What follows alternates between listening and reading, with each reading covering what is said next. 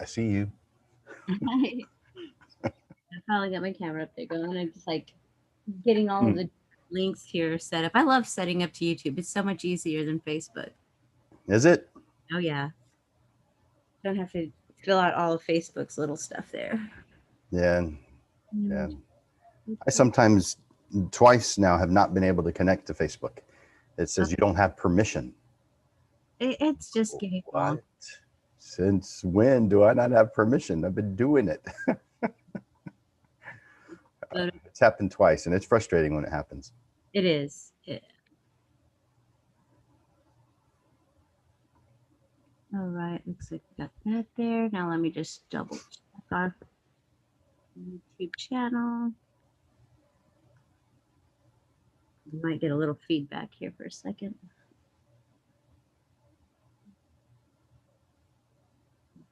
Playlist, photo tips monthly. So, are you feeling better than ever today? I feel better than I have been, but Okay. I'll be I guess after this, I'll be fully vaccinated after the 16th, and then hopefully from there, um, I'll be able to go see endocrinologist and just find out why no Yeah. medication is really working for me because yeah, the sugars are getting kind of high and kind of passing out here and there. Not fun. I was telling my friends, like, you don't get to drink and you just pass out. It's just no fun. Mind it Yeah. if I at least got that, and then I can just go and have Oh a drink. man. He's like, okay, I paid for it already. Hmm. Let me go ahead and post this onto our Facebook so everybody has the link. Join us live.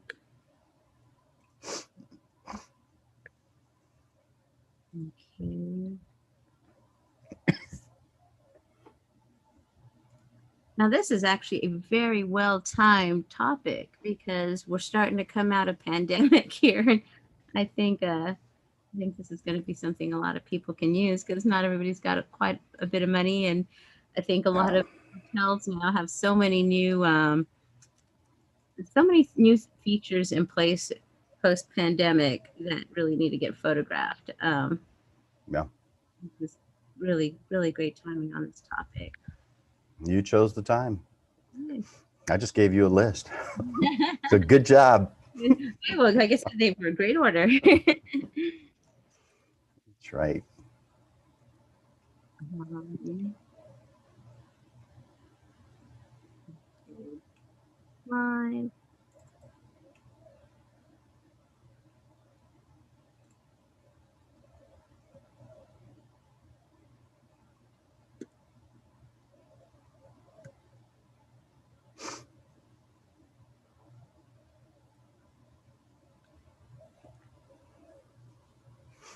Well, I made a promo video, but I didn't get a chance to get it out. I got it out. I saw what you had up there. I shared it up on our Did you story. see it? Okay, good. Shared it on a I cup. I Quick. didn't do much. I just That was put it perfect. on the Facebook page, and I wanted to do more, but I just ran out of time. I hate the still picture. It caught the first picture that I was when I was working on this, and it's like that's got to be the still. Ah, Let me see. I think I'm able to edit that in a second, but we'll post it that's anyways. funny. Let's see. So we get there. We'll be starting in about 15 minutes. So for those of you joining us on YouTube, you get to hear the pre-banter chat and stuff on here. So now I gotta Fun remember stuff. where I put down my cell phone at. I don't know. Nah, Let's see. Let's see here. I'm gonna go ahead and we got James is on here. So we got James running. James. James Yeah, who? that guy that does the printing. He totally missed all of the fun topic. Yeah, Right. I did.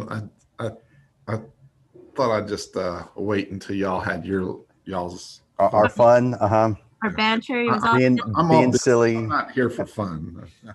he's all business. Yeah, right. Yeah, I um, can tell by your outfit.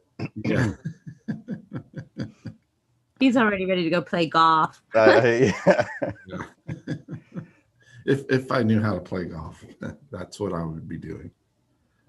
Yeah, I'm sending Right. you the live link right now, James, too, for the YouTube. If you want to post that onto um, Hey, page, okay, yeah, and you also have the link for the Zoom, obviously, so you can post those up onto onto our website.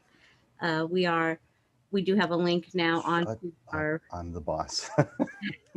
I told him, I go, did Rupal leave her mug in there? Ah.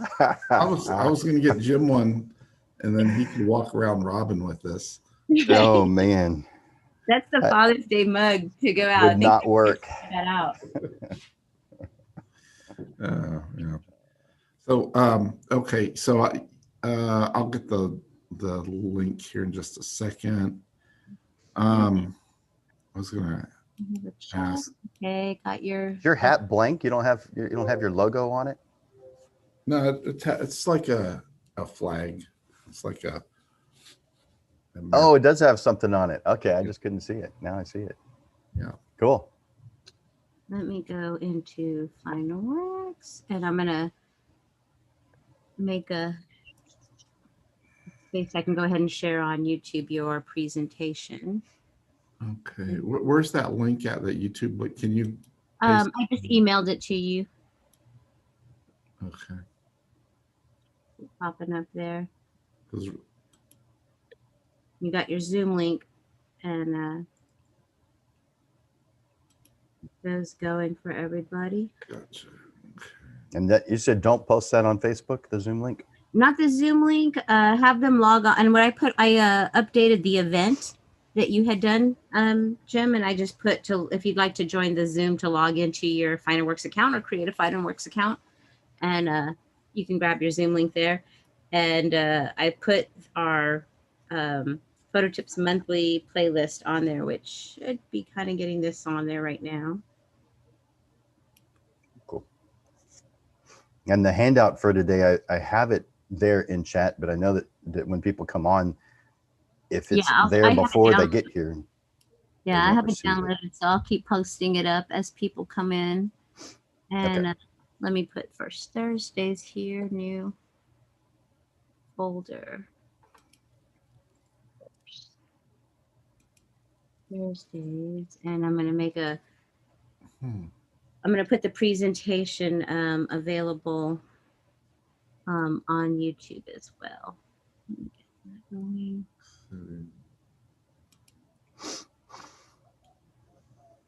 So YouTube refused a connection for some reason.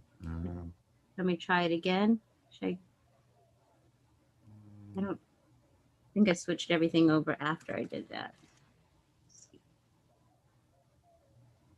Oh, do you need the embedded link? Is that what I need to give you? Yeah, why don't you give me that instead? Maybe I think that's what it is. I think usually I send you the embedded link. Hold on. There we go. Let's see.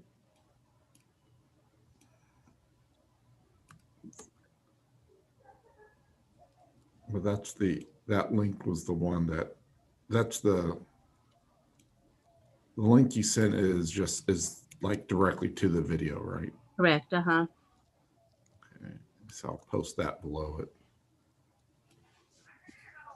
Okay, here we go. And I just sent that embedded link to you. Okay. And let's see here.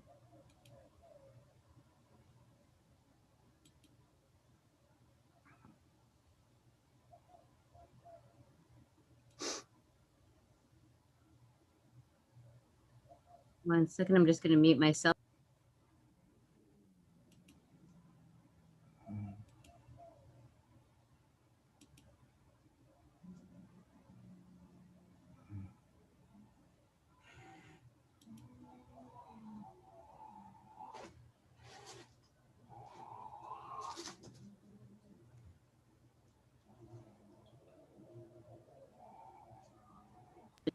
Okay, I was just making sure audio was going through. Okay, it sounds good.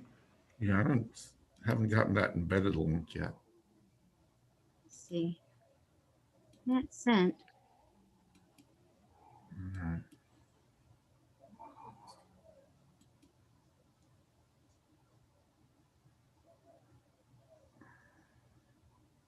Well, I can pull it myself. Yeah, just go to the live and hit share and get the embedded link.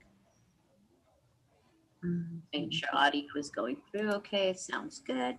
Yeah, I haven't gotten that embedded link.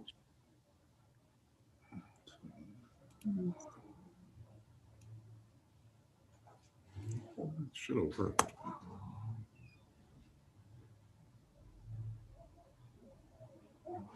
Let me upload Jim's presentation here. Go ahead and make that available on. Let's see. Let's talk.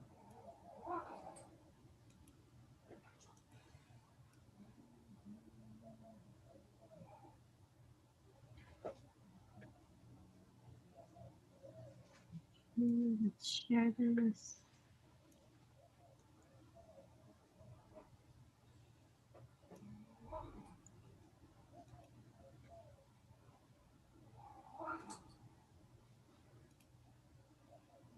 There we go.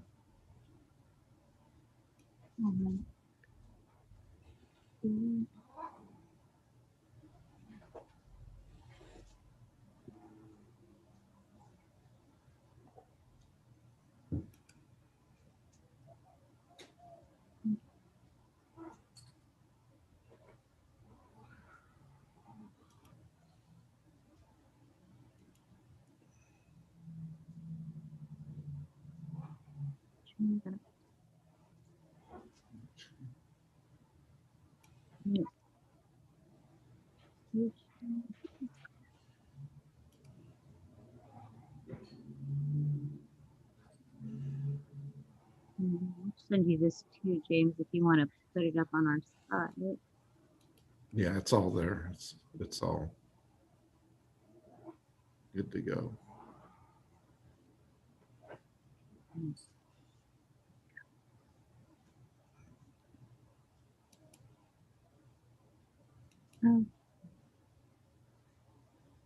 We got about a little under 10 minutes, about 8 minutes before we start. I'm going to go ahead and admit people in. Okay. We'll be starting in a few minutes. So if you're joining us on YouTube Live, we have the chat there, the live chat that you can go ahead and ask questions on. And if you are watching on Zoom, I guess, Jim, did you want them to ask the questions in the chat? And I'll send you those, or? Absolutely. Yeah, definitely. Anytime there's a question, feel free to interrupt and let's go over it.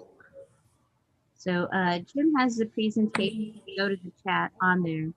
And if you want to keep yourself on mute in case you're listening to this on your computer speakers, we're hearing feedback. So you might want to, when you join in, start on mute.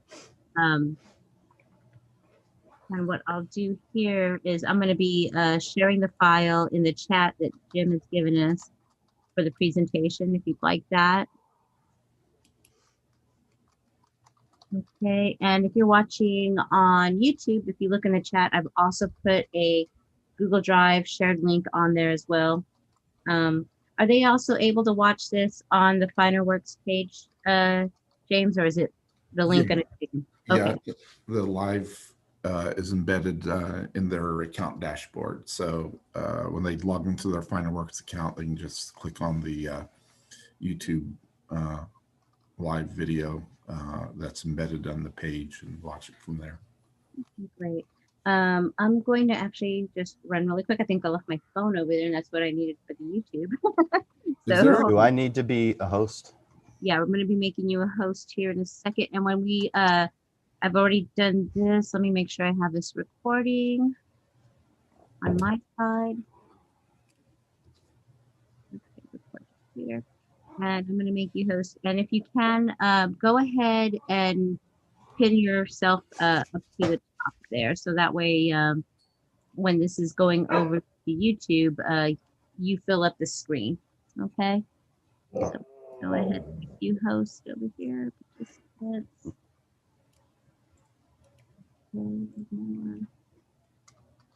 Mm,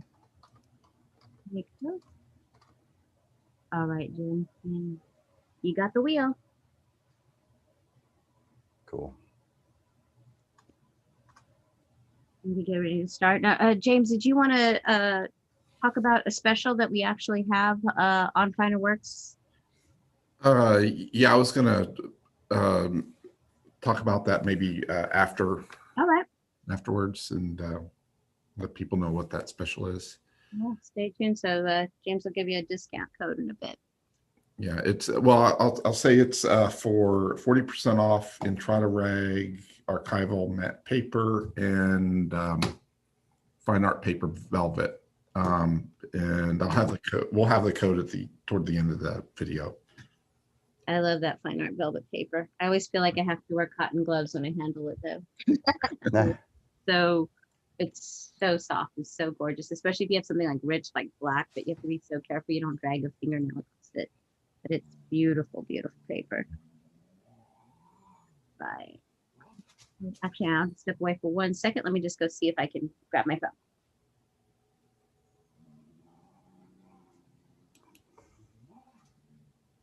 So Steve and Alyssa, I'm glad to see you guys.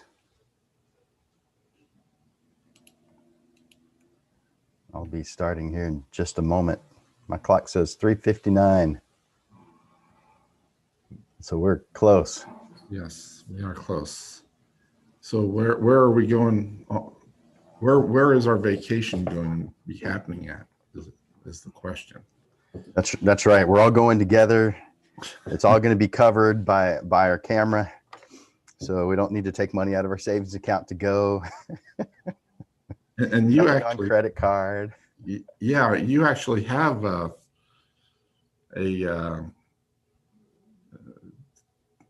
kind of a photo vacation plan coming up. Yeah, that's right. Yeah, maybe toward the end we can talk about that. I know it's it's oriented toward the Photo Essay Camera Club, but I'm guessing almost anyone would be invited to that. It's Pagosa Photo Workshops. Yeah, in Colorado, and it'll be in Durango this time. Yeah. I just realized I don't have my phone on silent. There we go. It's distracting if it's not. Yep, Steve, let me send that to everybody real quick. Here you go. I have it there. Oh, are you putting it? Yeah. Okay, cool. Thanks. Yeah, as more people come in, if you don't see the link on the Zoom, just hold on a second and I'll be sharing it every few minutes or so that you can grab it. And again, if you're watching on YouTube, we have the link in the chat there also for the presentation. And James, I did send you the presentation link on the Google Drive if you do want to put that on our page as well.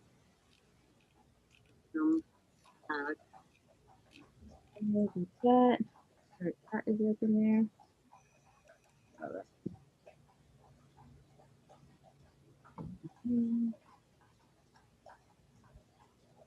Well, it is 4 o'clock Central Time, and we're going to get ready to start. It's first Thursday, and that was not an April Fool's joke. It really was first Thursday. It kind of, this is one of those rare months where first Thursday jumps before first Tuesday.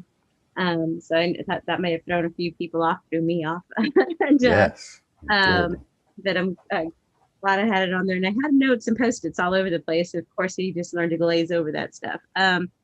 But we're going to be talking about 3 ways that photography can pay for your next vacation. And I was talking to our GeoGallery artists just before we started this one and letting them know that there's a lot of people who are investing on the artist side in camera equipment to go ahead and photograph their art. And this is just another income stream that you could have with the camera that you had to spend the money on to kind of, get some nice income or some trade kind of thing going on so that you're able to enjoy stuff still and have your camera basically help pay for itself.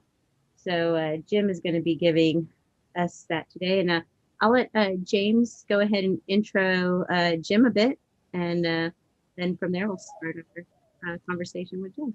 Well, he's a man that I don't think needs an introduction. Everyone knows who Jim is. Well, Jim is actually Finer Works official photography instructor. Yeah. So Jim and I go back quite a ways back, I guess, about 15 years almost. Probably, 20 years, yeah. Something getting close to 20 years. Well, I mean, I was only 5 then. Yeah. Well, I was too. You still are, guys. You still are. I think we were more like 35 back then.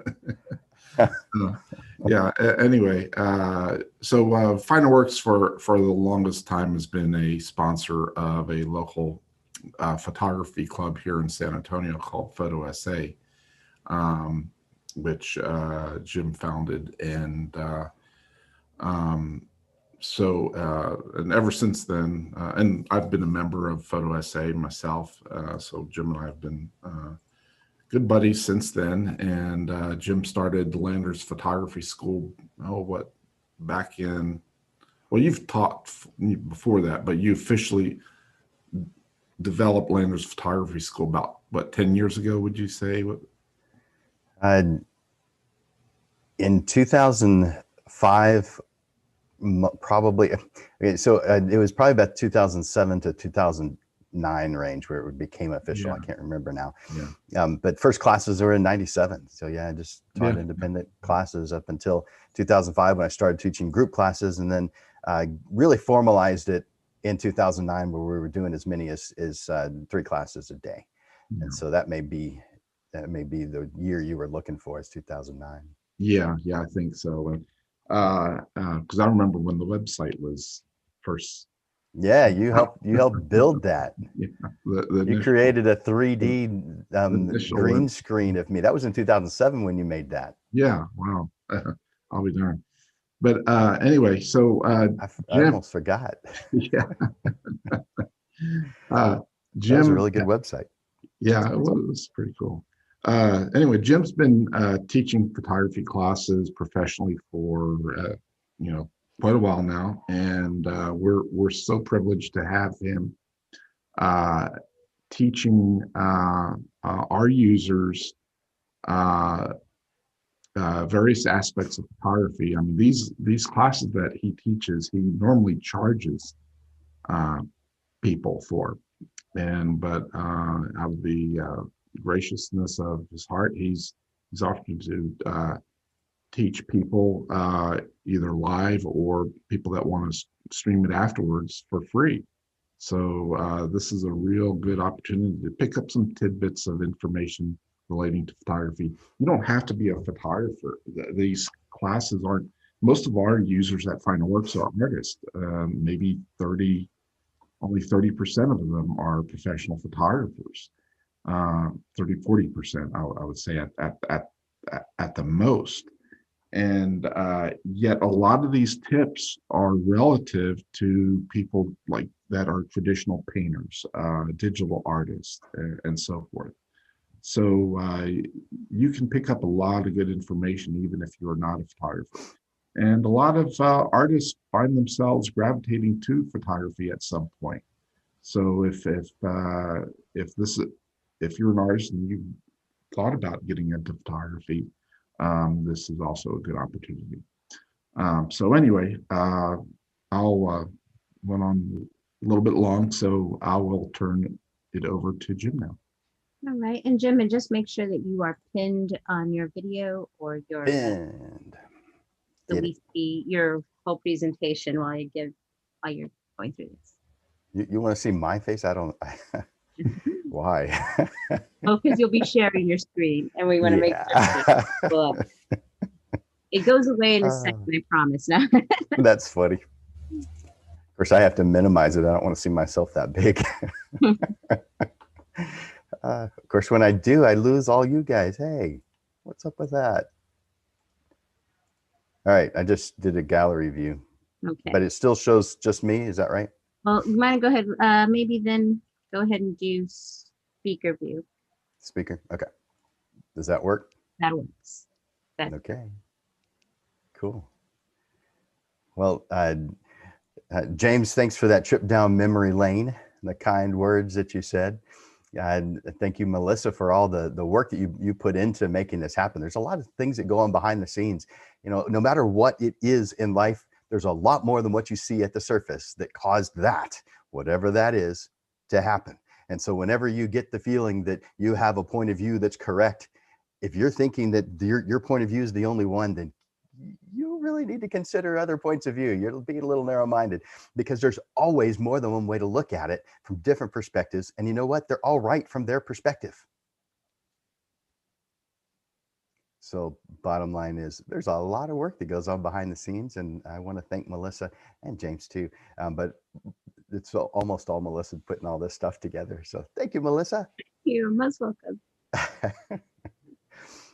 So I don't go on a whole lot of vacations. I don't know about you guys, but I don't go out on a whole lot. But when I do, my goal is not to spend every dime that I've got, because you know, I have other things I want to spend money on. I assume you guys are the exact same way. And I was reading an article a while back that was saying that the average expenditure on a vacation. Now, this is every vacation. This is even just you know, spending a few days in a neighboring town kind of thing. This is you know, expensive vacations to very inexpensive vacations, but average cost was over $25,000. And I know that many can't afford that, especially struggling photographers. Can't afford that kind of thing. But there are things you can do to still be able to experience and have fun and go on vacations, because you've got a camera. And even if you don't, I guess you could borrow one or rent one at the place where you're going. But you can use your camera, because a camera is an awesome tool to help you make money. Now, I think you know that on the surface. I don't think I'm teaching that or telling anybody that, but how many of us actually do that? So I like to offset the cost of travel if I can, based on whatever I can. And I'm going to give you a couple of examples of what I have done myself in order to help offset costs of travel. I've got a couple of 5 basic steps to get started. And if you're here on Zoom with me, then you have access to the handout. And so you can follow along with me.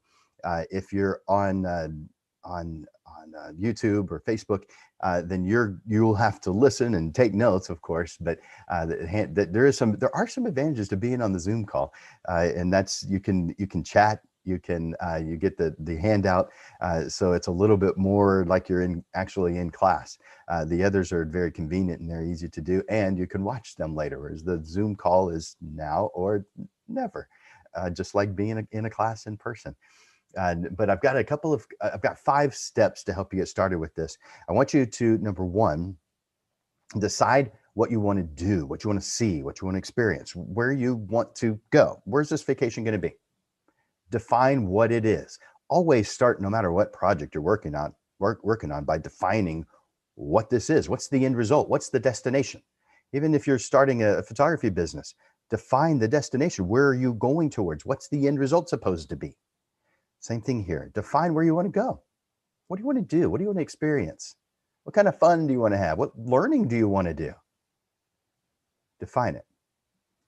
Now, you will have to be flexible, because some things work and some things need a different location to work, but we'll come to that. Number 2, figure out how much money you're going to need in total in order to make it happen. Now, make sure you're considering all your needs and wants, because you may go on a vacation and there's something to do at the end, like Pagosa Photo Workshops that I'm one of 3 instructors, has an event at the end of the summer in Colorado, Durango. And we have a cost for it. There's a cost for the workshop. But you need to also consider, you have to get yourself there. The cost of the workshop doesn't include your airfare.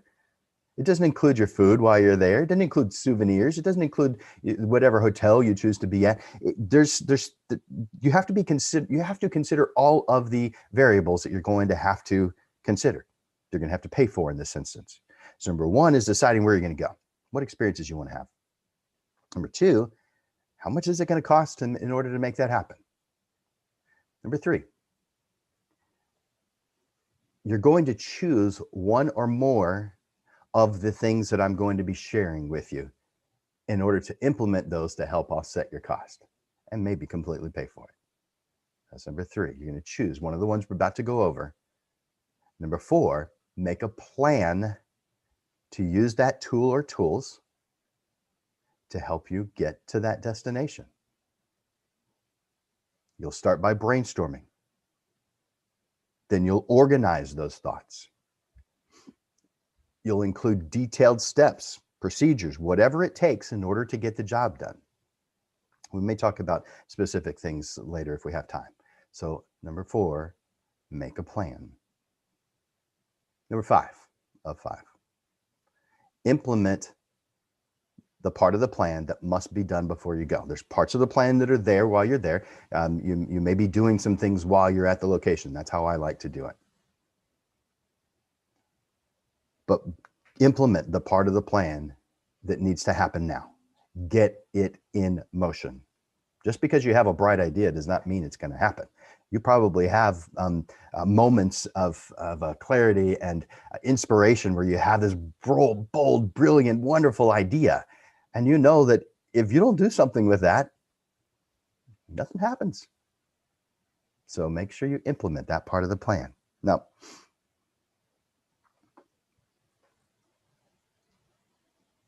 here's one example. One summer, my family of four went to Destin, Florida. You guys been to Destin, Florida? Man, the water is beautiful. Holy camoly. The sand is white. The crabs are ghost crabs. You can't see them. Of course, they only come out at night. They're the color of the sand. But who cares about that part? And they don't mess with you, so don't worry about them. But the water, it's emerald green. And as it goes further out, it goes to a brilliant, beautiful, amazing blue. It is crazy beautiful. You got to go there sometime if you haven't been. But my family of four one summer went to Destin, D-E-S-T-I-N, Destin, Florida, where we played in the sand. We played in the waves. We ate great food. We went sightseeing. We had fun being around our own family. The trip wasn't cheap. It wasn't the most expensive. There's a lot of things you can do a whole lot more expensive than that, but it wasn't a cheap thing. It didn't take a dime out of my savings, though. It was paid for by working with photography, with my camera. Let's talk about that. I have three ways, and there's more, but we're going to talk about three today. Three ways to use photography to pay for your next vacation. We're going to talk about each one of these three in a little bit more detail, but here are the three. One, a portrait session, or sessions plural. Photograph someone while you're there. We'll talk about that in detail in just a moment. Number two, photograph rental properties. And number three, and this one is the weakest of it, but it's a good one, stock photography. So we'll talk about those three. Let's start off with the first one, the portrait session. This was something that I set up long before we left for the vacation. Long before. This was set up and ready to go. There are a few ways to make this happen. Tell your clients, tell your family, tell your friends that this is your plan. You're selling them a destination family portrait. Now, does that sound easy? Does that sound hard? Well, it's both. Your plan helps make it easier, though. First of all, you got to determine how much to charge. Well, what you know is, because you've already determined how much it's going to cost you, you know how much money you need. Go figure. Simple math.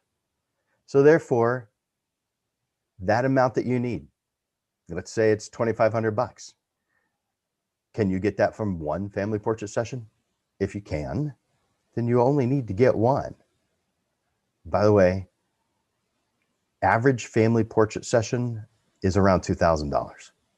Average. I mean, that's middle of the road. You know, if we're talking about restaurants, you have the fast food restaurants, you've got the casual dining restaurants, and you have the fine dining restaurants. I guess you got country clubs after that. So this is like the Chili's or Applebee's level restaurant. This is that level. 2,000 is just average. It's not the most expensive. It's everyday casual. Now, a lot of people don't ever do family portraits, so they may not know that and may be slightly shocked that that's the average. But that's average. My average of the last 3 years that I was doing this, 2017, 2018, 2019, was 3,800. And so for me, if my vacation was going to cost me 2,500, all I would need was one, and then I'd have plenty for everything else. But I know that's not the norm. I know that's not everybody's average. For a lot of people, they're probably going to be in the under $1,000 range. So if that's the goal, then you probably need 3. Well, it's just 3 that you need to get. But you're doing the math. You figure out what works best for you. Decide how many you want to photograph. 1, 2, 3, more. Keep it relatively low. I mean, you are on vacation after all. You don't want to spend the entire time that you're on vacation working. You're just using this as a tool to get there. Divide the number that you want to photograph by the number that you need to bring in order to make this work. That's how much you have to charge. Pretty simple, right? If you feel that price is too high, maybe consider scheduling more sessions. It's math. It's really easy. You can do this. Second thing is, how do I get somebody to go where I want to go on vacation? Okay. Well, first, you might be pleasantly surprised. There's other people who want to go the same place you want to go. That could happen. That likely could happen. It depends on where you're planning on going. If it's a beach destination, there's people who want to go to the beach. If it's mountains, there's people who want to go to the mountains. So yeah, you may be pleasantly surprised. But if you want to go somewhere that no one's ever heard of, you may have some difficulty making that happen. You may have to do something different, but you might be pleasantly surprised. If not, find out where your family and friends are going. Maybe you've heard some places where they're going. Make your vacation where they're going. Or join That's a the flexible vacation club. part. What's that? Or join a vacation club. I used to be a member of a vacation club. I don't even know about that. You should That's try cool. that, because you should join that, and you could probably have everybody there who's going on a family trip, and you're all together doing a group excursions. So you could become the official photographer of the tour. Of that event. Cool. So there's something else I need to add to this. So that's great. Thank you. And you so can also share your screen if you want to show them your presentation, Jim. you guys want to see this? Just in case we have people on YouTube, I have the link on there, Okay. in case they're watching on the website and want to kind of really put those tips into memory with a visual there. So right now we're on portrait session and we're just getting into B right here, or I guess maybe just finishing up with B. Is that big enough, or should I make it bigger for you guys? Go ahead and make it bigger. Let's do that. Move this out of the way.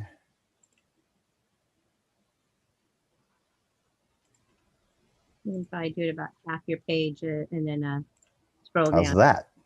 That's perfect. You guys can see that? All right. Cool. So we are right here. All right. So this is where you're being flexible. If you're going to be going to where you've heard that a friend of yours is going to be going somewhere and they want to have a family vacation at that spot, well, then you may have one already. It may be enough, but you may need to do a couple more. And so you just market that. You let your friends and family know this is where I'm going. Another option may be to market on Facebook or some other, you know, I said Craigslist here, but I don't actually use that Craigslist ever. Maybe that works for some people, but you know, maybe you want to market on that. Just let people know what it is that you're doing. Now, I want to come back to that one, but I want to move on to number 2. So, are there any questions about that one? I want to spend some more time on the family portrait one. I'm telling you what I do, what I have done. Get specific about it, but I also want to move on to the rental property and the stock, and then come back to it. Are there any questions about that right now, about the family portrait session? Let's just give YouTube a second just for the lag, and we'll check that 1 second, and I'll look on the chat here. And I don't see any questions popping up out of Zoom, and I'm just going to one more check out of YouTube, and we're good. We can go ahead and move on. All right. So number 2 is photograph rental property. Now, again, this is something that I've done. I'll give an example of this. Do any of your friends or family have a vacation home that they rent out? I would suggest that you offer to photograph their property in exchange for staying there while you're on your vacation. Mm-hmm. Great photographs are what sell rentals. I think you probably know this. Without good photographs, few will rent out their property. With good photographs, they will get lots of rentals. So here's an example. A few years ago, a friend told me they had bought a vacation home in Breckenridge, Colorado. Now, I wasn't planning on going to Breckenridge, Colorado. However, I asked, and he said, absolutely. It was a done deal. My family got the benefit because I would never have rented that place. They were charging $6,000 a week. Now, I don't know about you, but that's greater than the amount I pay for the places I go for a week. Now, maybe you guys, that's your norm. Maybe you're used to paying a whole lot more than that, but not me. Am I cheap? I don't think so. I just think that I don't need to be spending that kind of money. And a lot of times I don't have that kind of, to me, that's extra. But again, to you, that may be your norm. But we got to stay at, it was, I think it was about 5,500 square foot home. So not a small home. And they charged $6,000 a week for it. We stayed and we did not pay at all for lodging while we were there. While we were there, we photographed the home. And since we were there for so many days, we got to see different weather. We were there day and night, so we got to photograph the property during the day, at night. We got a lot of photographs. If you were just to go and photograph someplace, let's say you're a real estate photographer and you photograph that property, you're probably going to photograph it at a certain time of day and probably only go once. You're probably not going to go multiple times. So this is a total advantage for the property owner and of course for me and my family, because we got to stay at this great big huge place at the top of it was the mountain right next to Breckenridge Mountain, and so we were extremely close to go skiing, which of course we went skiing while we were there, but it was a great experience and didn't cost us a dime. That $6,000 we traded out. I effectively said, I charge $6,000, you charge $6,000, it's just even. And they picked a date when they didn't have anything scheduled. They didn't have a whole lot scheduled because they didn't have very good photographs of their place. So that they were actually having a hard time renting it out regularly. Do you know what happened after? They had it packed so much that it made it difficult for them to spend time at their own vacation home. But they were grateful because they paid off that house in an extremely short period of time. Mm-hmm. And then sold it and bought another one. So that free thing that I gave them was a massive gift worth more than $6,000 that I would have paid. So talk about a win-win situation. And I would think another warm sell would be like looking up hashtags on Instagram of Airbnb and see who has bad photos, because some people for their Airbnbs have their own Instagram of their property to get people to book. And if you see it, the images are horrible, you know, where you might not be able to use the Airbnb app to reach out to them. You can use the Instagram app to reach out to the property owner and ask about doing photos as well. So That's a good I'm a one. big Airbnb person, so I've done social media for them like that before and gotten some free stays at Airbnbs. There you go. Love it. I love it. Yeah. So, so that goes right along the line of what's next is, because what if you don't know someone who rents out their vacation home? Because not everybody knows someone with a vacation home. So there's an example. You could look on Airbnb, but just because you don't know does not mean that something doesn't exist. So ask. You may send out an email to the people on your database. You may send a post on Facebook saying that I want to, and then tell them what you want to do and see if anybody has that. I want to photograph a rental property, vacation rental property. Does anybody know who has a vacation rental property that they would like to have photographed? You're going to get a response. Somebody on your Facebook, in one of your Facebook friends, has a rental property. They're going to react to that. So that what Melissa said, check on the Airbnb. Great idea. Wonderful idea. Asking on Facebook of your friends, whatever it takes. It Realtors. exists. You just have to look at realtors. Yeah, that's another good one. And there are rental property management companies. So that their rental property was through a management company. I just went direct to the owner, but but they have access to the owner, so they could absolutely, do that. So yeah, this works very well. If you're planning, I mean, if you want to stay in a hotel, that's fine. And yes, I have photographed hotels, but I've never done it with a trade like this. And mostly because of the price. I mean, they're only charging $200. I don't really have anything that's only $200. It just takes me too much time. So therefore I really, even if it's a week, or 5 days or something, $1,000 at $200 for 5 days. Now we're starting to get to what I might be able to do something for them, and it may be worth the trade. So potentially, but usually a lot of the places you stay are big national chains. And so they're difficult to get a hold of.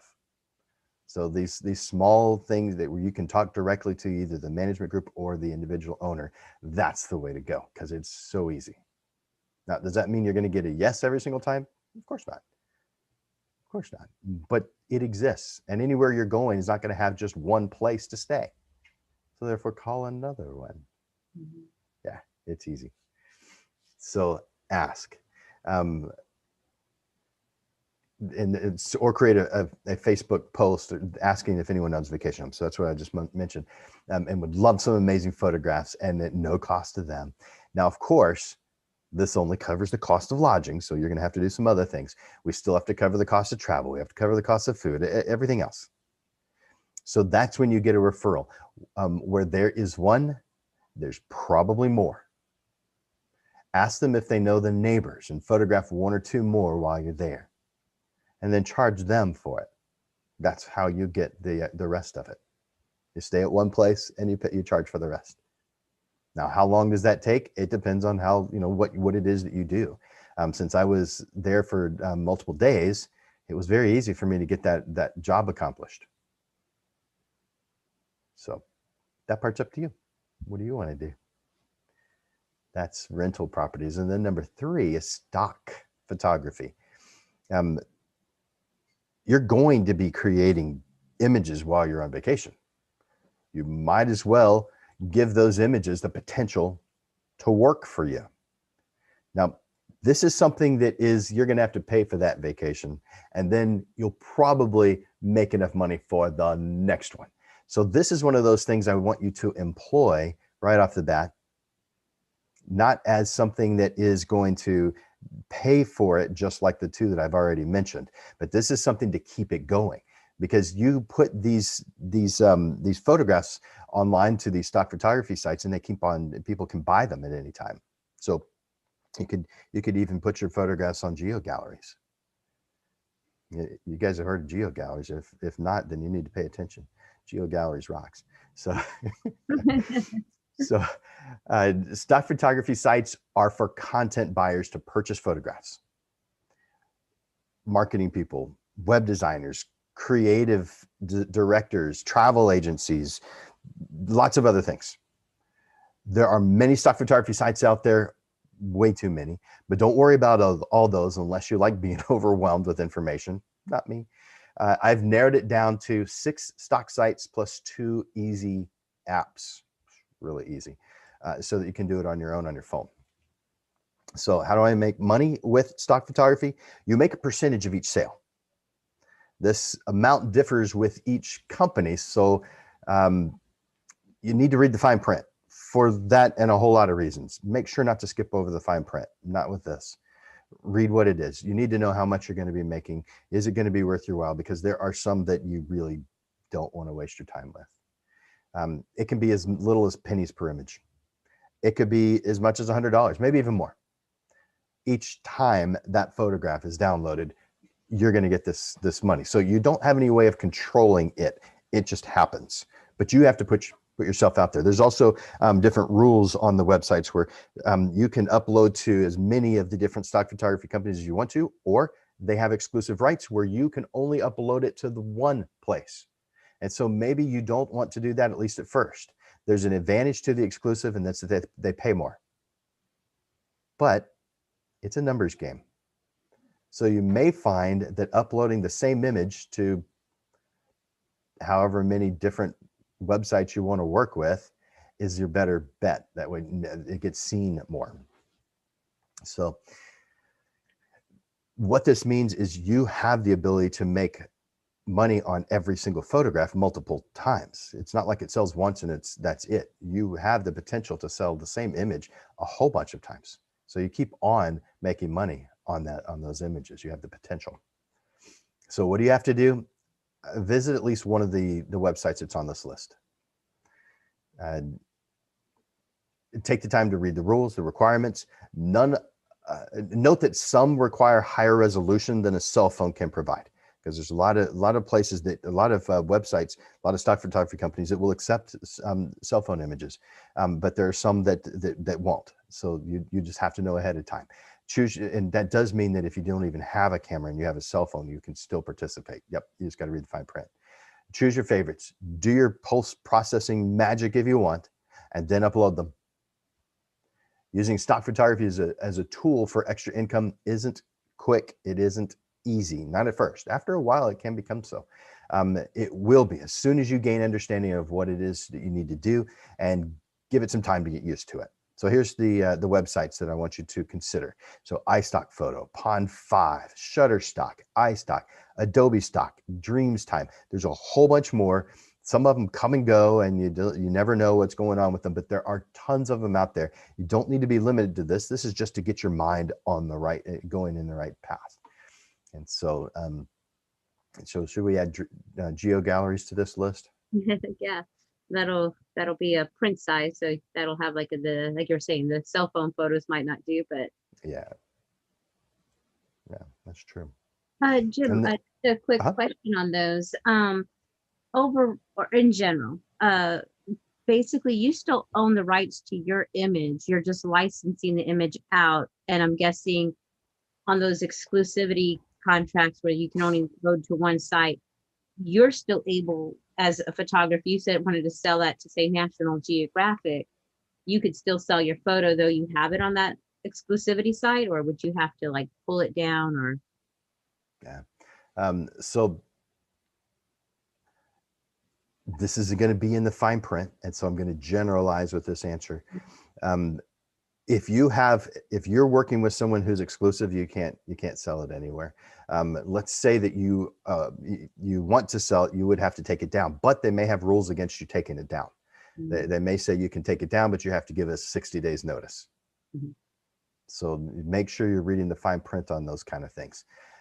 Because the exclusive ones are, the advantage again is that they do pay more, but you're only allowed to put it on that one site, and they will want fresh content. So with some of those, the bigger ones, and it's not any of the ones I listed here, but the bigger ones will want you to have fresh content. And when they say fresh, they mean about 200 minimum images per month. That's what they are looking for in their partnerships. But there's a lot of them, like the ones I mentioned. You can upload whenever you want to, as few or as many as you want. Yep. Yeah, that's a good question. Did that answer that question, Melissa? Yeah. All right, so I've got a couple of apps that I want to mention to you, and there's probably more, but I'm going to mention two because you know this. There's an app for pretty much everything. So why not an app for stock photography? Well, there is. And I want you to look at two of them. I think you should seek out more. I don't think you should be limited to these, but this is just to get your mind going in the right direction. One is FOAP.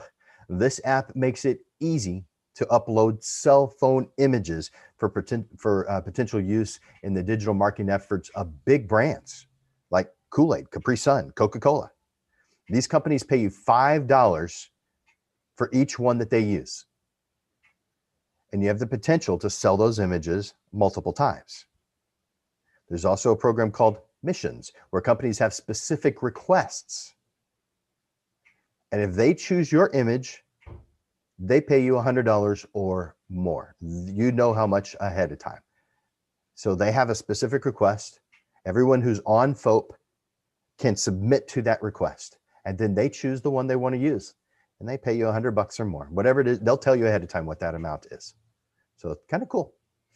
I want just a note here. Note, you are granting non-exclusive rights to the buyers, which means that they will not have a credit line going along with your image, meaning your name won't be associated with the image. But I don't know that we care. Sometimes we do, but when we're doing this, I don't know that we care. And with cell phone images, I kind of don't want someone to know that was mine, because it doesn't necessarily represent what I have the potential to do if I've got my real tools available. The next one is Cosign. Photograph your new shoes, your new shirt, your sunglasses, upload it to the app. Make sure you tag the brand, and the retailer that sold it to you, and the amount that you paid for it. Then share those images on your Facebook page, your Twitter. When someone clicks on it and makes a purchase, you're going to get 30%, sometimes more, as a sales commission. A lot of people photograph their new stuff anyway. If you're part of Cosign, you have the potential for your friends to say, "Oh, that's cool. I want that." And they click on it, they buy it. If it was $100, you just got $30. Are you going to complain about that? Does that app only work with retail, or does it also work with food places? People, everybody's a food. Oh, I don't know. It should have food in there too. Good. Yeah, if they don't, they should. I don't know. I mean, Yeah, when I wrote this, it didn't. But man, that would be totally, and that would be in travel and all kinds of stuff. They should do all that stuff. yeah, And if they don't, there's somebody who does. that's true. There's no way that no one has thought of that. And if they haven't, well, I guess maybe, Melissa, there's a new venture for you. It's not like you need Right. anything more to do, but Uh, all right, real quick about the tax benefit. All right, tax laws keep on changing. So I want you to know up front, not a tax person, not a lawyer, not anything other than a photographer. And you'll see here, a husband, a father. Yeah, I am those things, but I am not the tax accountant. I'm not the CPA. I'm not a lawyer. But I want you to consider that this has the potential to have a tax benefit because you're using it for income purposes. That may mean that your vacation is now a tax write-off. Now, make sure you understand what a tax write-off is, because I know that I've come across some people who are clueless of what a tax write-off is.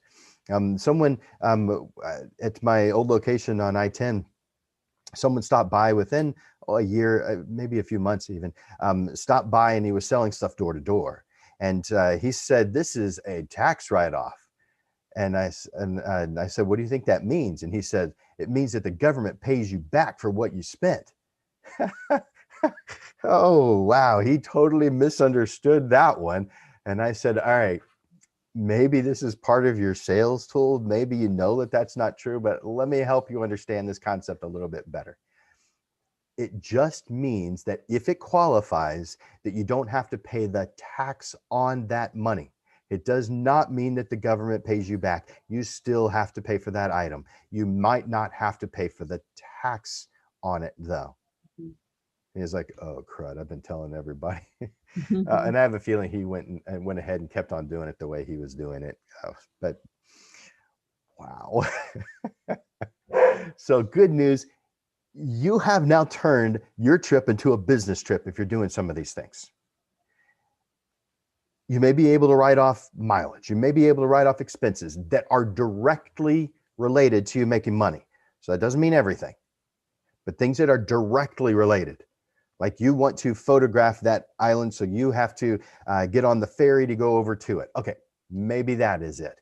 Again, I'm not a tax accountant. I'm not a CPA. You need to look into this on your own. Plus, tax laws keep on freaking changing. Have you noticed?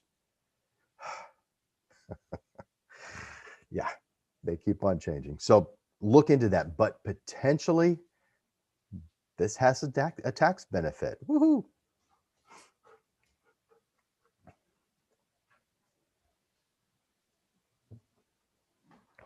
All right. So I did write down a couple of things. I'm going to come back to the portrait one in just a bit, but I have two bonus things that you can do without your camera. You're going somewhere anyway. Do you know that if you become like a delivery person while you're there, if you're doing a road trip, roadie.com will pay you to transport items to another location within the US. Local deliveries are $8 to $50. That's how much they pay you. Long distance, they may pay you up to $600. You're going there anyway. If you've got some space, why don't you just take something with you? Now, you may think, this sounds kind of sketchy. I mean, they could put anything they want in that box. They pull you over and you get in trouble for that kind of thing. That's where I went. So I was thinking, that sounds, no way. I'm not touching that. And so I when I was doing the research on it, they said it is totally packaged, but there are some rules and regulations where they have photographed everything that's in it. There is a document stating what's in it with the photograph next to it, weight, and all that kind of stuff. And that is legal, totally legal. And you do not have any legal responsibility, no liability for it. None. Roadie takes on that responsibility.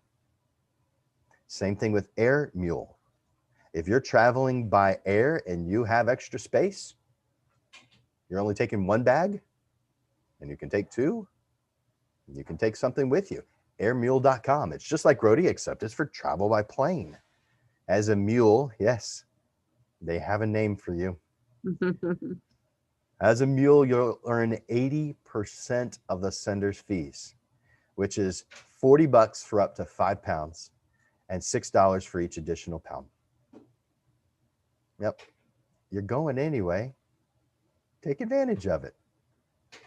Now, of course, they don't always have something available for you at the spot where you're going, but you can always check.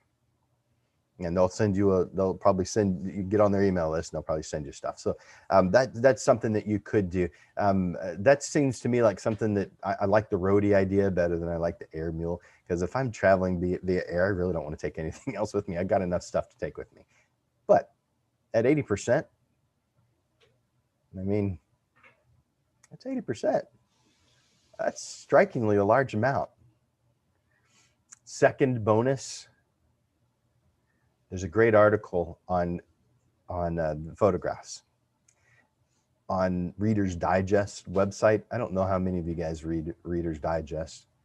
I used to read them all the time when I was a kid, only because my mother did, and they'd be sitting there on the the coffee table, and every once in a while, if I was bored, I'd pick one up and read it. There were some parts in there that were funny. There was a section in there called "Laughter is the Best Medicine." And if you guys have heard of Reader's Digest, I bet you know that section. Laughter is the best medicine. Great jokes in that part. But one of their articles, which is online, is how to take an unforgettable photo. And I thought they did a good job, so I included it as a second bonus here. Now, I'm going back up to the portrait side because this takes a little bit of planning, a little bit of thought. They all do. But I wanted to spend more time with this. Do you guys have any questions about the rental properties or stock photography before I come back to the portrait? Nope, don't see any of questions up this? yet. Let me just double check our chat. No, we look good. Go ahead and go on forward. Perfect.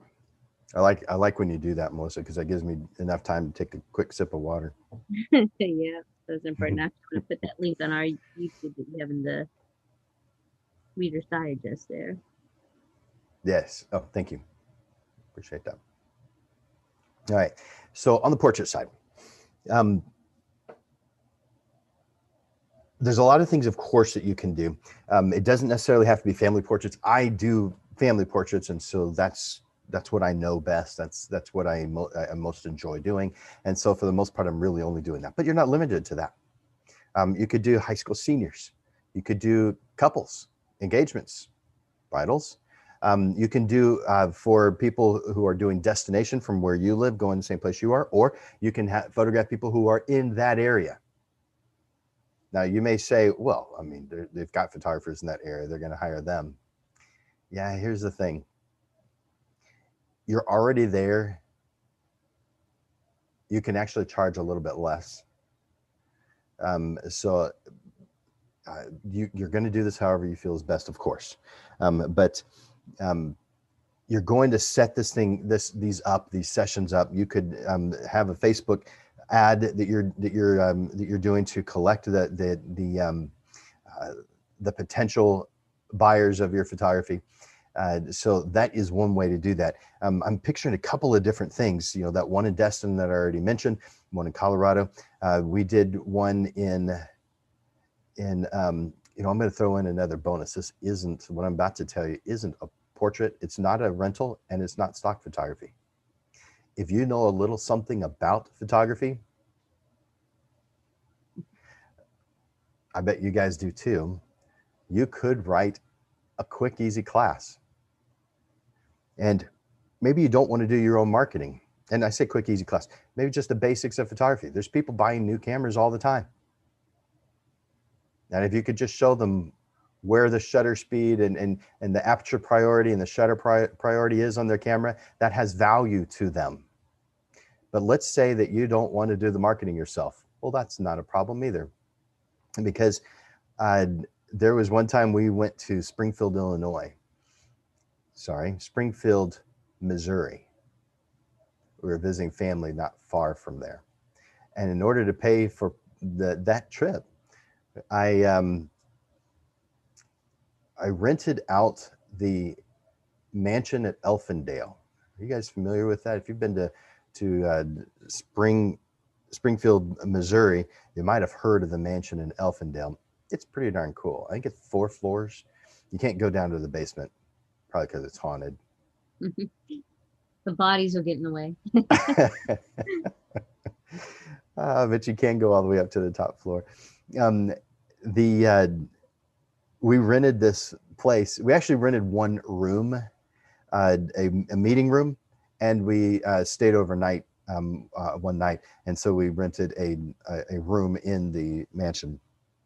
But it turns out no one else rented any space while we were there. And so we got the whole place, which was super cool. They had a small restaurant there, and so that was open one day, but the next day it was closed. And so we were, yeah, that's right. They gave us the manager or owner said, "I'm not going to be coming back. You're going to need the key." So they gave us the keys to the whole place. So it was really super cool. So that was more than what we anticipated, but it was awesome. But we did our marketing, because I didn't really know how to do any marketing at some other location, or I didn't want to, or who knows. But what I did was I reached out to Groupon. Mm-hmm. And I said, I have a class that I'm going to be doing. And they sold it for me and sold 27 tickets. Wow. Yep. With that sale of 27 tickets, we had enough money to pay for the cost. Actually, there was 2 classes. So one of them was 27, the other had fewer. And the larger one was 27. I don't remember how many were in the second class, but we had 2 classes. But out of those 2 classes, it paid for our entire trip. Now, you may think, well, Jim, that's easy for you.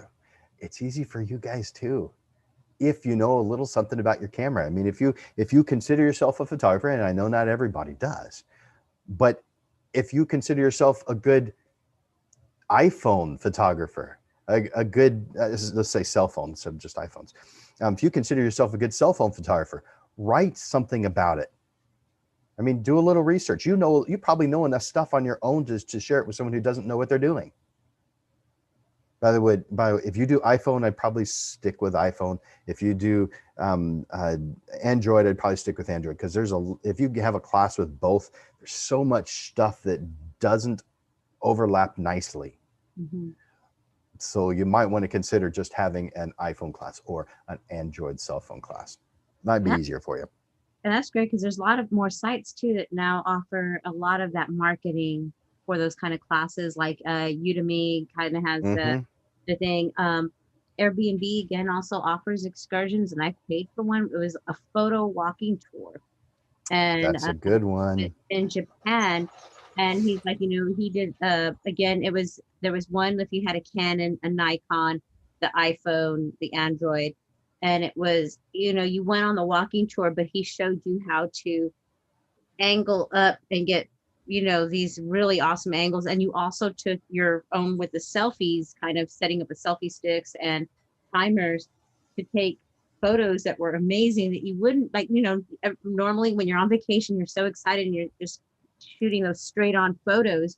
You're not sometimes thinking about how you was. So this dude made a lot of money, and he was able also to do like side things. He asked us if we needed a tour guide through Japan, and he offered his services there for that too. But the photo walking tours are amazing on Airbnb. Whenever you book your thing, you get excursions that are around your area.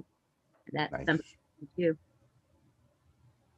Yeah, that's great, because that's such a good example of you may not feel like the expert, but you know something.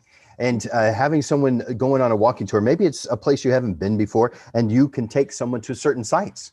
Well, you don't have to be an expert photographer to be able to take people around to sites that you want to go to. Maybe you've just done the research online and you say, I want to go to these different places, and you map out how you're going to do it. And then you take some other people with you on your photo tour, your photo walk. Heck yes. Yeah. There are lots of ways to make photography pay for your next vacation. Are you convinced yet? Oh yeah.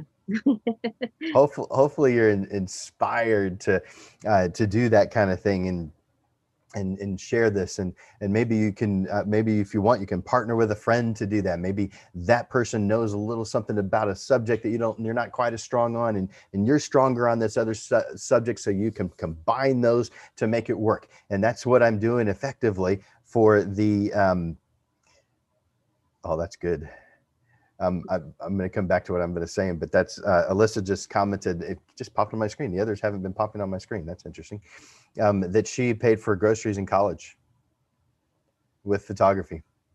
Awesome. Yeah, love it. Love it. An artist. We all know how to do the side hustle as an artist. Heck yes. That's right. She's got a thing on Geo Gallery, so maybe go check out Alyssa. Good. Thank you for sharing that one, Alyssa. Oh man, what was I going to say? I hate it when that happens. We had done about pairing with a friend. You had kind of finished that, and you were actually. Oh yes, thank you. I was going to share that's exactly or effectively what we're doing for the Pagosa Photo Workshops. Now, Pagosa Photo Workshops is going to be in different locations, and so that's just the title of the business. But it's 3 photographers that have paired up. One is a commercial photographer who is retired, and he is also an amateur meteorologist.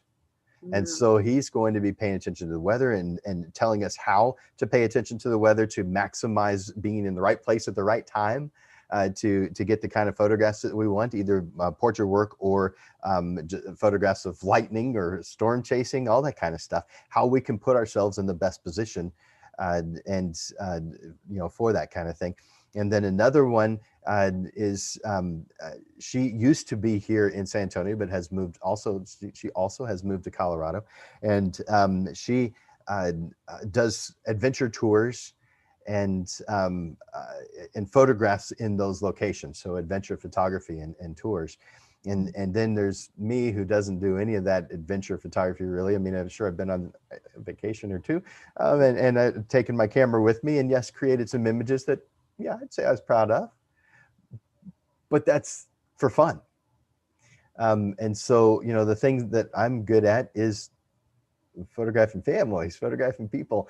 And so I'm going to be doing the portraiture in these beautiful places part. And so we've got these 3 people together. Plus I'm really strong on the basics, knowing all the different tools, and being able to convey that, to share that with people, even those who have been doing it a long time. There was someone in my class several years ago, by the way, for my teachers, I require that if they're going to teach a class that it already exists, that they have to take the class first before they can teach it.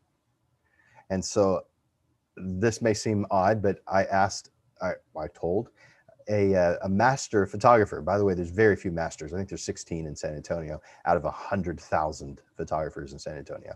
There are 16 masters.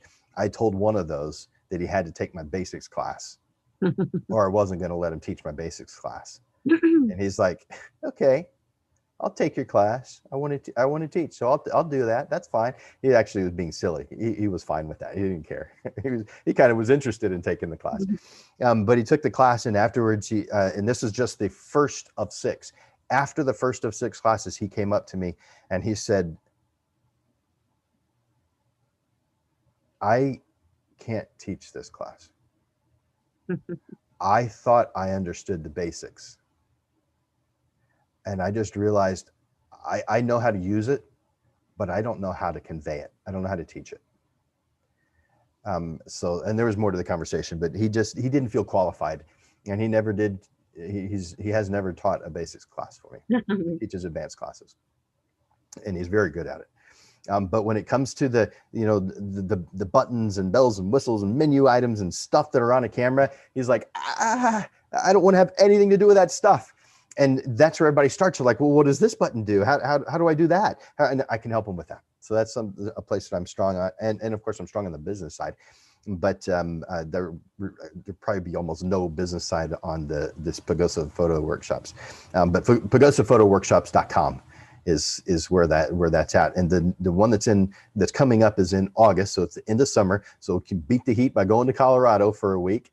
And you'll have these 3 photographers with you, and we're going to go to different locations that the 2 of them, I will not have scouted them out. So this will be new to me too. But they'll have scouted out all these locations. They've already started doing it. But they'll scout out the locations. We'll go to each one of those locations.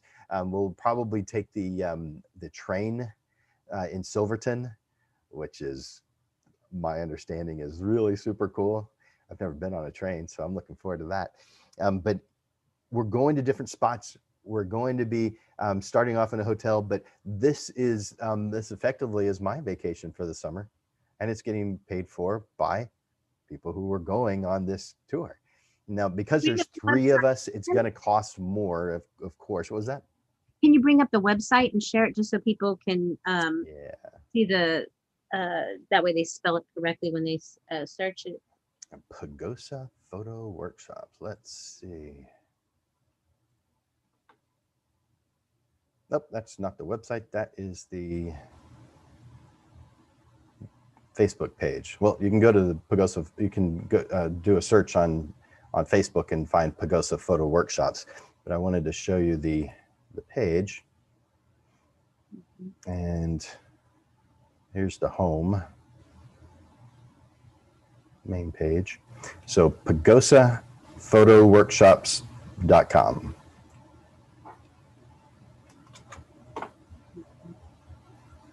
I'll put that in chat also.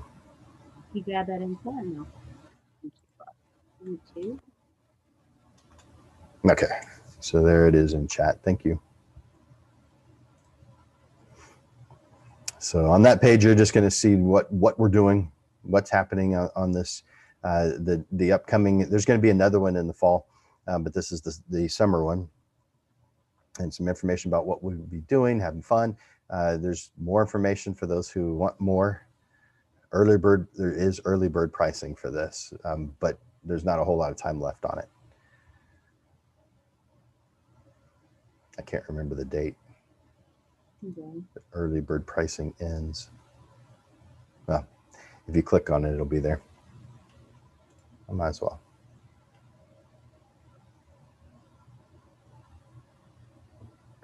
So this gives you pricing information. It's $19.50, and early bird special takes $300 off of that. So it's a really good. So 29 more days left on the early bird price. That's great.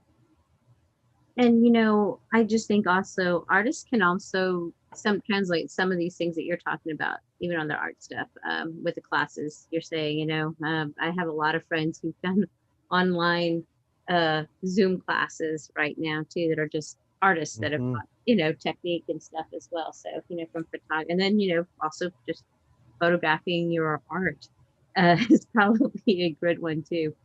So those are some great tips there. I like the ones that you added on. I've had that side hustle since I was probably 11. You know, when I was back in the 35 millimeter days of photography, and I worked at 1 Hour Pro Photo. One of the gigs I got was photographing or trying to document ghosts in haunted homes, because some people are selling them for that, and there's not a lot of people you're going to find that are exceptionally happy to be somewhere at 3 o'clock in the morning by themselves trying to shoot in low light and get stuff.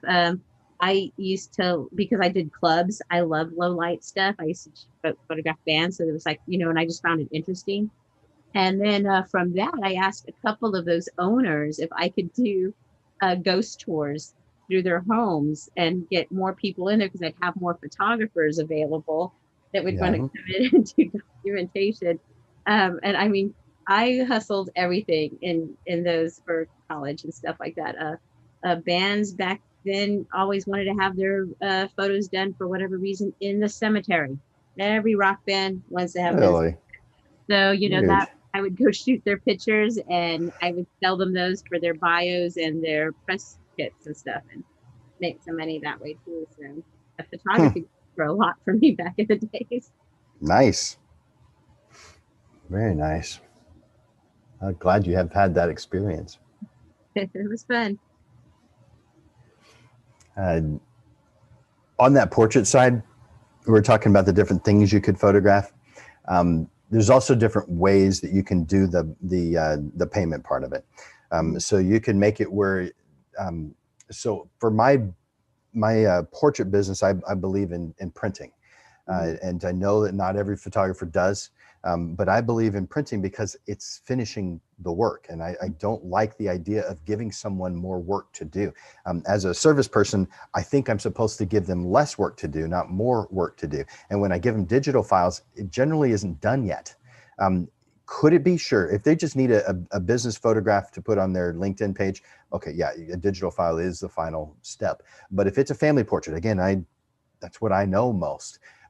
A family portrait is never complete when it's in its digital stage, because people put those on their walls. That's where a family portrait goes, along with some other pieces of your artwork. But the family portrait, the things that are important to you are what's on the wall. When someone walks into your home, they should see what's important to this person. And if your family's not up there, I guess your family's not that important to you. I know there's people say, well, I'm not that high on myself. I'm not that kind of person who, I don't need to see myself. Okay, this is a representation of your love. If you're turning this into just you, then you got the problem, man. This is supposed to be a representation of love and the things you most love in this life. And if family's not up there, okay, to each his own. It's one of the most it's one of the top items that people run back into the burning home to get are the family. Yes, that's right. So think about that, people. Yeah. People tell you, they want to undercharge their portraits. Think about that. You know how many stories of people that have run back into a fire to get the family photos? And I would be right up there with that. And I still have the digital files, but there's probably like a whole bunch of, I know a lot of my family photos I have on a Tera drive. And I'm like, if something happens, I'm at least grabbing that Tera drive and I'm grabbing the ones that are framed right there. And they're in an area, just if you need to, you grab them right there and go. Yeah, that's right. They're super important. People don't realize it when they're taking them and all of it. But you realize it when your home is on fire that, it's your family. Yeah. You really end up going for the pets and the family photos. So for normal, I would say that, printing is the appropriate thing to do. Mm-hmm. But when you're doing this for the sole purpose of bringing in some extra income so that you can cover the cost of your next vacation, then I think you're allowed some leeway. I do give myself a little bit of leeway there because it's the only time where I include some digital files. Otherwise, I don't include them. I'll charge for digital files. In fact, if you're curious, I charge $350 per image for digital files. Not for the images, no, because that's to have one price for all of them seems silly to me. Mm-hmm. And the reason is because every single one of them takes more of my time and expertise. So therefore, if I photograph 100 versus 50, why would they be the same price? Mm-hmm. Or 200 versus 100? It's based on the number. And you may say, well, 350, that's a lot. Yeah, because it has value. If I give someone or sell someone a digital file, I now no longer have the ability to sell them a print because they have the ability to do it. And so there's no reason for me anymore. And so I just cut myself out of the loop. What business cuts themselves out of the loop? There are no businesses that cut themselves out of the loop. None. Nobody cuts themselves out of the loop except for us. We are the only industry that does. Think of another industry that cuts themselves out of the loop. There's not one. We're the only ones who have somehow justified this because, well, people ask for it. Well, yeah, because they know what to do. But if you're getting your house re-roofed, are you going to say, well, I know how to use a hammer. Can you just take the old roof off and I'll take care of the rest? What? Not even a roofer's going to let you get away with that. And yet we photographers constantly are allowing this kind of thing to happen. Do we really not care that much? Yeah. I think you need a convert there. Alyssa's like, she wants to get like you, and she's ready to price her senior packages a little more and a little more confidently. I'm assuming, huh, Alyssa? I was doing them for a friend. She reached out, and it was during the beginning of the pandemic. So I was trying to be nice. Like, I knew her, we were friends. I was like, yeah, like $20 that gets me out to you for gas. And I'll get you like 4 to 6 pictures. And she was like, oh, okay, never mind. I'll just have my brother take them with like his iPhone and everything. I was like, $20 for like some quality pics. Like, okay, do what you're going to do. I know. With artists, when I represent artists and stuff like that, and I hear that somebody tells me, oh, well, I'm a friend. I usually start with, oh, thank God you're a friend. You're going to pay 3 times the retail because you know how it is and you want to support. You are wonderful and beautiful. And usually they're like, I was like, yeah, I thought so. Get out of here. You're not a friend. That's funny. Yeah. I hear it a lot. So I'm glad you're thinking that you need to be charging more, Alyssa. Do you know what the average, this is a little bonus information, a little aside. Do you know what the average in San Antonio is for a independent senior portrait photographer? No, I don't. Average per sale is between $1,500 and $1,800 per sale. Jeez. Per sale. The best in San Antonio will average over $3,000 per sale. That's So crazy. if you're You're going to get curious, a deal. Christina Ramirez is an example of that. Oh, So you can look her up, Christina Ramirez Photography. Her average sale is over $3,000 for her high school seniors.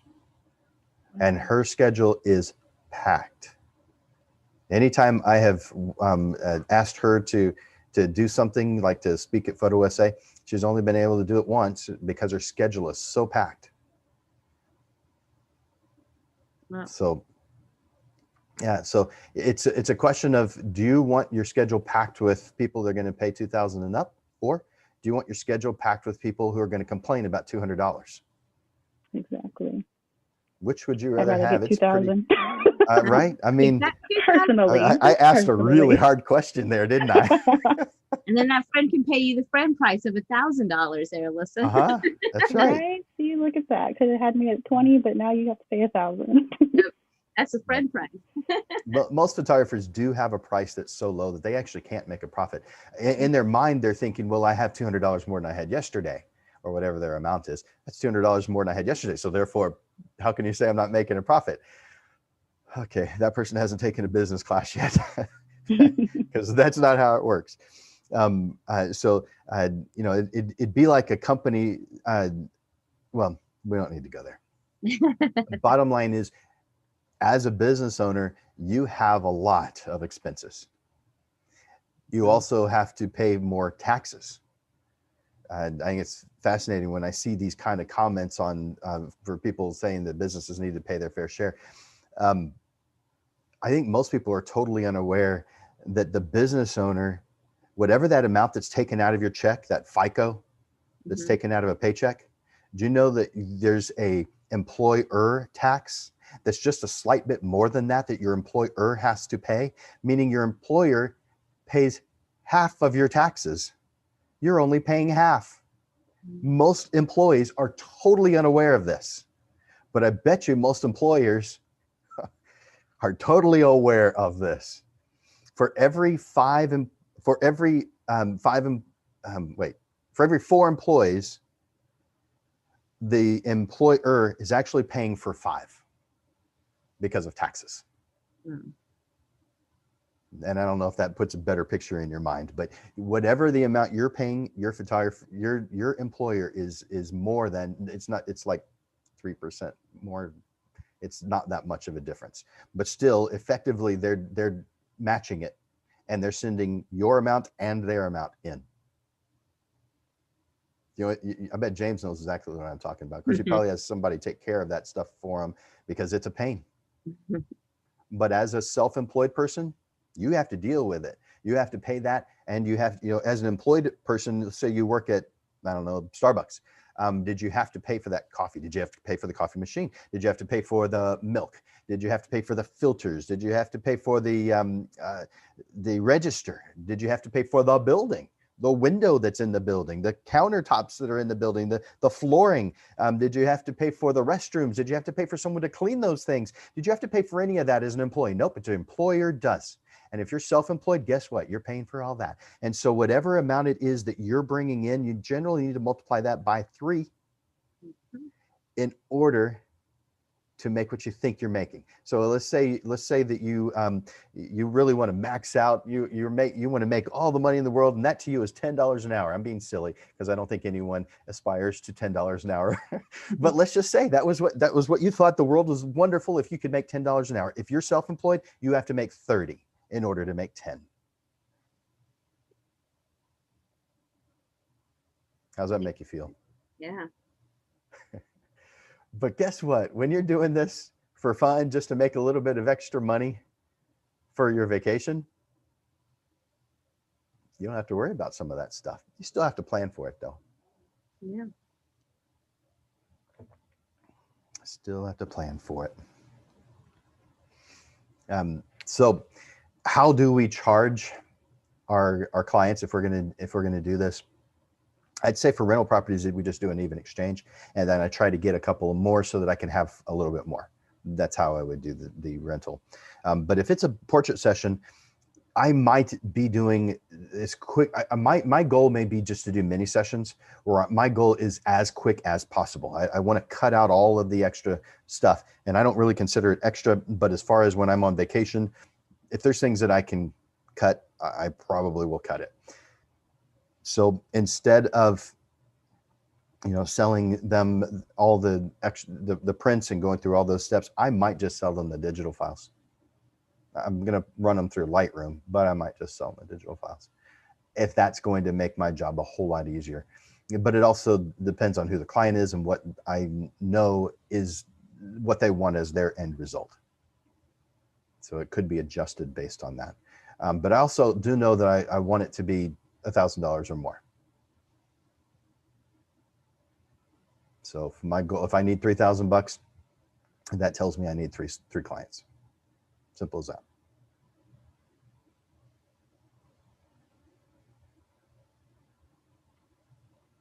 Is there something else in chat? No, I think we Okay. looks like we're good on YouTube as well. So that's what I have prepared for you. Well, for the using your camera, using photography to pay for your family, or to pay for your next vacation. those are great tips. Like I said, I mean, the value alone, like I said, if anybody makes their able to do their vacation, you know, hashtag us over here with I think we have it as PTM homework and stuff like that. So if you have like a vacation you're on, put that on there. Let us know. We would love to see, and especially if you can tell us a story about, you know, what kind of side hustle you basically worked with your camera to do that. Jim, did you have anything else that's coming up that we went over the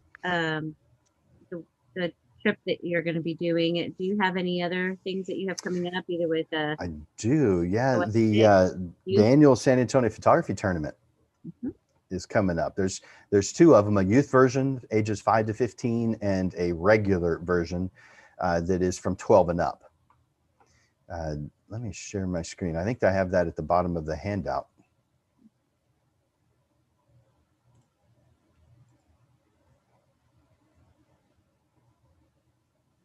Well, I have the one for the regular one here.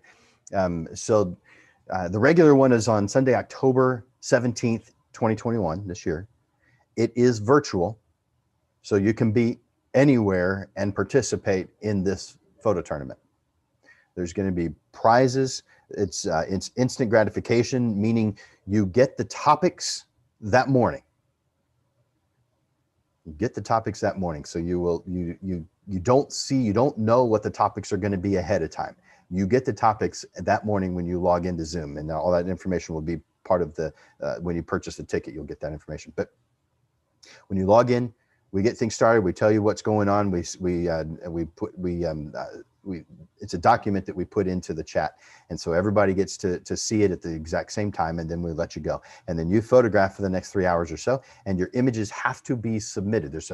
In the regular version, there's 15 that you could participate in categories. You don't have to participate in every category. You could do just one. You could do all 15. Totally up to you. But you submit those, and then the judges, while you go have lunch, the judges are going to go through all the images. They'll get about an hour and a half to do that. And by 2 o'clock, the judging will be done. And we'll announce the winners in every single category. There's a first, a second, and 3 honorable mentions in every single category. We'll announce those, plus the prizes that they'll all be getting. And a lot of the prizes are going to be promo codes, like FinderWorks since the beginning. This is the 9th annual, and every single year FinderWorks has participated, and there'll be promo codes. And so when you order, you'll enter in that promo code, and you'll get your free 16 by 20 or your whatever it is that FinderWorks has donated. And there'll be lots of other prizes. There's how many prizes are there? There's at least 30 to 40, and as many as 115, I think. So it depends on how many we're able to get, because it's all sponsor based. It's all donations from different companies. But this tournament it's a lot of fun, and it's all on one day. It's not like you put your photographs online and it's a like contest so that you can help the marketing project of some company. Nope, this is just a photography club. We don't need to do that. And so this happens all in that one day. And once all the winners are announced, there's nothing left. There's nothing left to do. It's over. So an instant gratification photographers tournament. And again, that's October 17th of this year. And if you go to landersphotoschool.com, there's a big banner, and it'll change out in 5 seconds, and then another 5 seconds it'll change out again. But the very first one is information about that tournament. But there's also information about the kids version, and the kids version is on July 18th, 2021. July 18th. That's a Sunday. Both of them are on Sunday. And that is for ages 5 to 15. 5 to 15. Now, they'll be subdivided into 5 to 8, 9 to 12, and 13 to 15. So there's not going to be a 15-year-old competing with a 7-year-old. That wouldn't be fair. It'd be like a 1A high school football team going up against a 6A high school football team. Yeah, not fair. So yeah, they'll be subdivided, and they will only have 10 categories. And the reason is because there are 3 separate groups. That means that the judges have more work to do. And so we had to reduce that number from 15 down to 10. That's why that 10 was the number that we chose. But the same things apply. The photographers, the participants, once they have photographed what they want to photograph for their submissions, will submit those. Judges will look at them, and then they'll be announced. So the kids version is on July 18th. The regular version, 12 and up, is on October 17th. So put that on your calendar. You're going to want to participate. It's fun. By the way, we've had as much as $70,000 worth of prizes. So if what I said doesn't cause you to want to be a participant, then maybe that does. $70,000 in prizes. Yeah. Last year it wasn't that high last year because it was virtual, but I and because of COVID. So I think that that's slowing down, and I think that sponsors will want to participate. Steve Rose and I are going to be talking about that here pretty soon. No pressure. I love it. Steve is one of the volunteers for the planning committee for the tournament. How many years have y'all been doing that now? The regular version, this is the 9th annual, and the kids version, this is the 3rd annual. So yeah, it's becoming a staple here. Did you have anything else you wanted to share? Now we got our upcoming next month. We'll be going over understanding copyright. You'll be kind of giving us. So you want to tell people kind of what that's about? Yeah, absolutely. So probably one of the more boring topics, but a topic that I think we all really need to know. I say boring because of all the legal mumbo jumbo. If you've ever tried to read the copyright law of 1976, it is excellent material if you are having a hard time sleeping. It's just not fun at all to read. So I have gone through and picked out the parts that are appropriate to photographers. And we're going to talk about those because this law includes plagiarism, which they did a very good job when I was in school. I assume you too, in English class and probably some others, where they were talking about citing your sources and this kind of thing. And if you use someone else's word without citing their sources, that it implies that you are the one who's saying it, and that's illegal. That's called plagiarism. Yep, we get it. But most of us weren't taught that any creation falls into the same category. Plagiarism just has a word. The words, they made up a word for it. And so with photographers and the things that we create, or, if we were to just take a piece of paper and draw something on it, at the moment of creation, it's ours. We have the right to copy it, to sell it, to throw it away. We get that right because we're the ones who created it. So in my class, I'm picturing like high school English. They did a good job on teaching the word side of thing. They taught plagiarism, but they totally just skipped on the photography. Well, it has the same exact rules. You can't use someone's photographs without them knowing. Now, there are some exceptions to this. We're going to talk about some of those. Some things have changed over the last several years. There are Creative Commons licenses, and this is relatively, as far as seeing it on the internet, it's relatively new. And there's a lot of different ways, a lot of different pieces and parts to this, but you can make your work Creative Commons. You can make it legally accessible to anyone. You can also not do that. Everything automatically has your copyright on it. However, people don't get it. So therefore, people will use your work and they don't really know anything because their high school English class forgot to tell them that part. Well, I'm going to leave out the plagiarism part and tell you only the photography part, and you're going to like it. It's definitely in the photographer's favor. Definitely in the photographer's favor. It's not in the favor of models. When you hire a model, you photograph the model, you'd think that they'd have right to their likeness.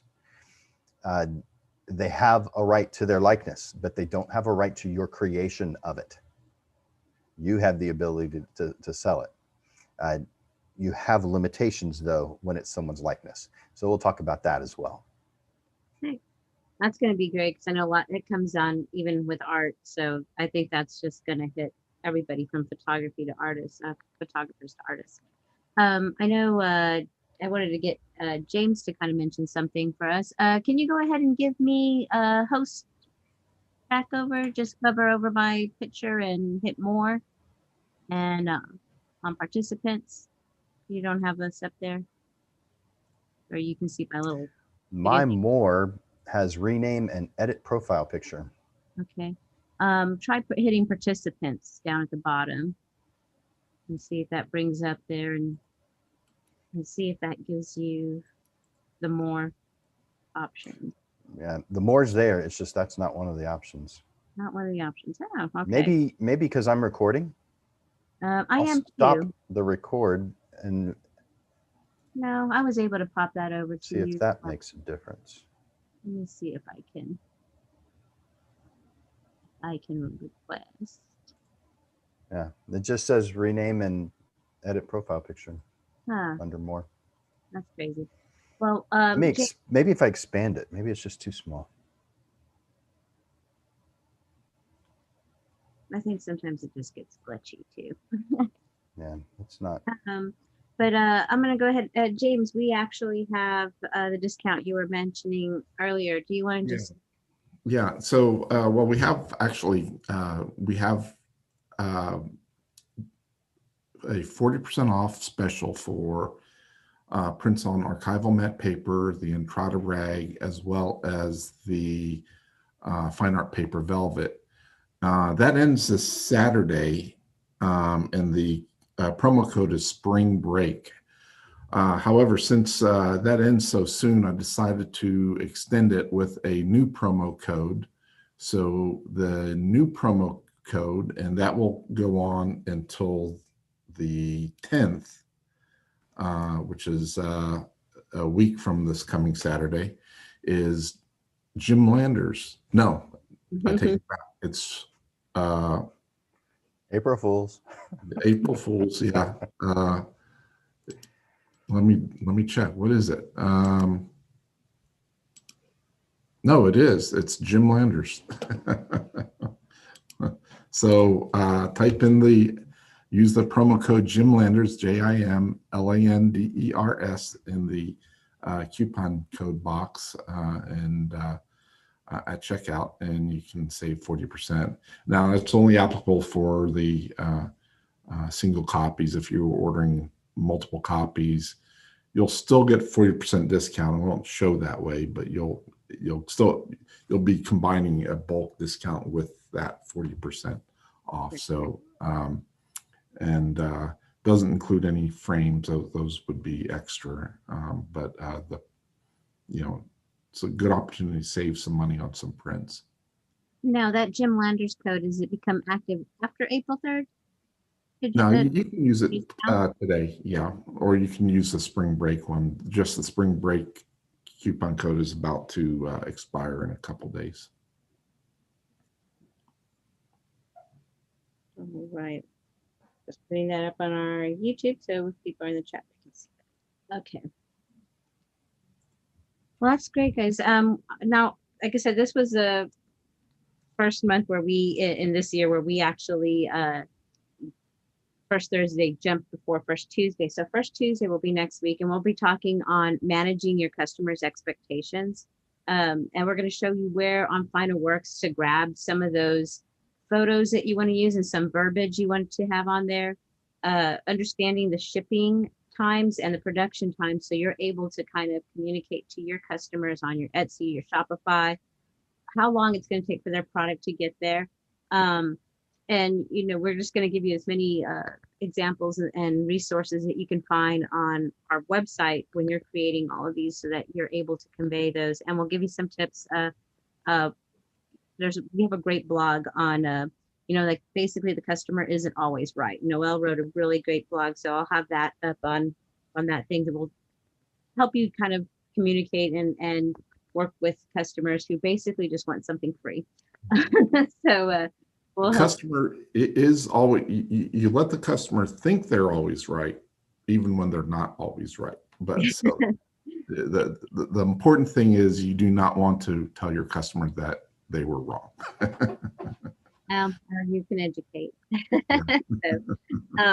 So we'll have that on Tuesday, and that will be at 6:30 Central Time. So again, it's the same thing. Log on into your Final Works account, and you can get that there. Also, James puts the information on the newsletter. And you can also, if you want to, on our YouTube, if you're watching there, you go ahead and hit the subscribe button and notify. That'll give you a notice whenever we're going live. So just FYI, you can have that. And we'll also put the link on our Facebook to let you. And I do reminders on our Instagram and Facebook stories that, hey, we're getting ready to go live with our chat. So just kind of keep one finger on the pulse, and you'll be able to catch some of these great topics that we're having. And I want to thank Jim for doing this, and James always for being available because it's in the middle of the workday too for him. And thank you guys for doing all of this and being part of the videos. All right. It's fun. Yeah. I enjoy it. Yeah, we do too. We enjoy having you here. All right. Well, James, did you have anything else that you wanted to? I think as just kind of go into a little bit more as to what you were saying, a good place for people to also start, I think, would be to read my last two blog posts where I talk about packaging and shipping your prints. I think the information there, or at least my intent, was to provide some valuable information, especially if you're just getting started in selling your artwork and you don't want to drop ship the orders, you want to actually package and ship them yourself. And so I provide some tips as far as packaging is concerned, which is not always easy to figure out at first. Yeah, those are really great tips. And if you need you can go onto our website and go down to the bottom and read our blog, and you can find those links in our newsletters. We also have links to them on our Instagram profile. So if you click on there and just scroll down through our link tree, and you will see the links to those, to James' two blog posts about that. Those are great if you're doing your own signing of your prints and having to ship them out. Yeah. All right, guys. Anything else? No? Okay. Well, thanks again. Thanks for you guys watching live and participating.